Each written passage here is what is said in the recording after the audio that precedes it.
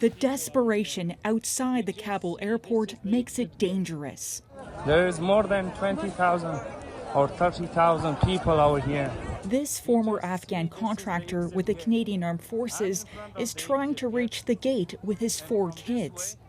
It's a disaster, it's a suicide to go there. Even with a Canadian visa in hand, he can't make it. There is the possibility that we're not going to be able to bring everyone that we want to when the air bridge stops. Federal ministers say the Canadian military continues to work inside and outside the wire, but a federal government source says the last flight out is expected to be tomorrow.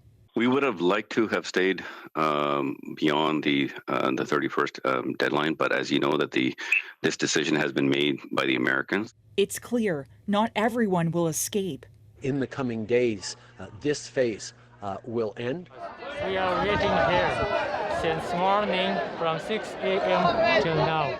Images like this of Canadian soldiers seemingly ignoring the pleas of Afghans have increased the scrutiny and criticism of the government. These are the Canadian forces. They are not looking our visas. That is a heart-wrenching video. The defense minister says the situation is being reviewed and notes some Canadian soldiers are responsible for security while others assist with airport entry.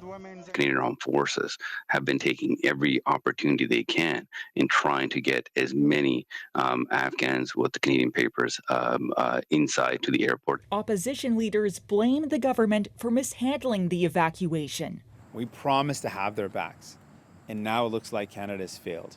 I would never abandon people as Mr. Trudeau has.